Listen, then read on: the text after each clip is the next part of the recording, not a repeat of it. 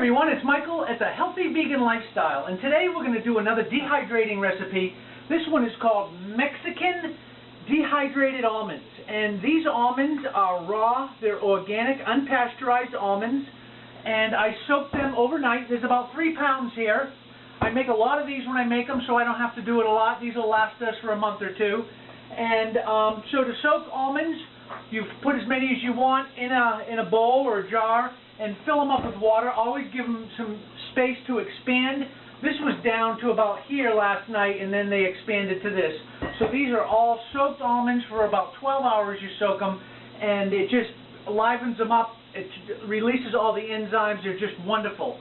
Raw, organic, unpasteurized almonds. So the ingredients we're going to need for this is some lemons, cayenne pepper, some cumin, some nice mineral salt that we always use that we talk about, some pepper, and nutritional yeast. So I'm going to get the juice ready, and we have this great citrus juicer. You can get that at any department store for under $20. It's just a great tool to have in the kitchen for making orange juice and lemons and things like that, grapefruit juice. So let me get things ready, and I'll be right back, and we'll start making these great Mexican dehydrated almonds. Okay, so we're ready. I juiced about 5 medium-sized organic lemons, and I took half of what was in this silver bowl and pulled it over here into a mixing bowl. And this is all going to be done to taste. So it's going to really depend on how hot, spicy, Mexican you like it.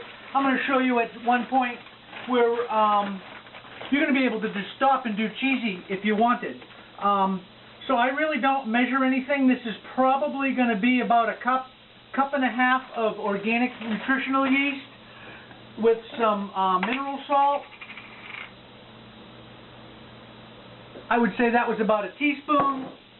We call it random cooking. We love you to create and become one with all this so that you're making your own recipe along with what we're showing you. You can tweak it to how you like it. And so now we're going to put the lemon juice in, and I'm going to measure this just so you can see, and it's really going to be the consistency. We want this to turn into a paste.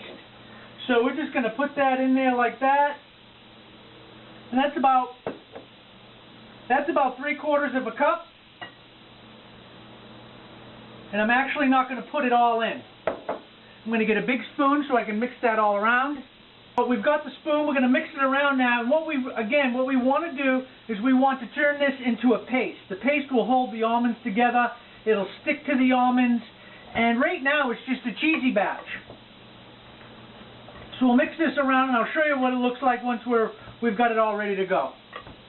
Okay, so after mixing them around for a little bit, you can see that it's pasty. You can see how it turns orange. These here, just like this, with just the nutritional yeast and salt and lemon on there, are unbelievable. You wouldn't even have to dehydrate them, but you'd have to eat them up pretty fast in the refrigerator. So now they're just cheesy, just like that. So you could stop here, and sometimes I just make half of them cheesy, and then the other half I turn into Mexican with the spices, but we're going to go for it here. So again, this is where it's really going to depend upon how much spice you want on there. There was a few good shakes. I will have some still pictures of all this. That's the pepper. This is the cumin. Again, maybe, a large tablespoon. Not much is coming out right now. And then some cayenne pepper on top of that. We love them hot, so I'm going to lay onto this.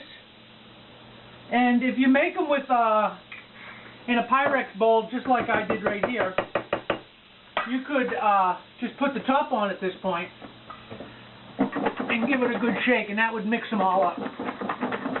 So I'm going to show you how to put this batch on the Teflon sheet. I'll make another batch, and then tomorrow, they take about 48 hours to dehydrate really good. You want them really nice and dry and crispy because they're going to be in the cabinet in mason jars for a couple of months. So you want to make sure that all the moisture is out of them so they last and stay nice and dry. And these are ready to go. These are ready to be put on the Teflon sheet, and it's that easy. Okay, so I've already got 1 tray done. So this will probably make 2 trays, a little bit over 2. And you can see it's really nice and soupy in there. And we're having to put these on the Teflon sheet because that soup would just go right through. So we're definitely going to want to dehydrate these overnight. Probably tomorrow morning I'll be able to pull this Teflon sheet off and just flip them over and put them right on top of the this white grate right there. And you really want to try to spread them out. The more they're spread out, the faster they will dry. If you really had them clumped in like this and 2 or 3 high, they wouldn't dry as fast. So you definitely want to spread them out. We have the 9-tray Excalibur dehydrator here, and we won't fill up all the trays with this batch that we're making. So this is what they look like on the tray, and we'll show you what they look like in a little while. Okay, so it's been about 12 hours, and they're dry enough now to take them off of this Teflon sheet and just get them on this white grate to dry. They'll dry a lot faster and more efficient that way. And the easiest way to do that is if you didn't use all of the trays, just grab an empty tray, flip it over, peel that right off, and now they're on this tray, and put them right back in the dehydrator. And we'll do all that. I think I ended up with about 5 trays.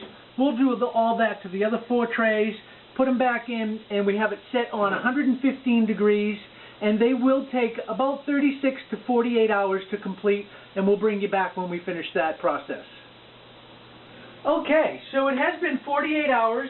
These almonds are all done. They're ready to be stored in mason jars, and again, what we do is we will turn them off a half an hour before I'm ready to take them out, and just make sure that they have a nice crunch to them. You definitely want to make sure that they are dry, and you can't over dry anything.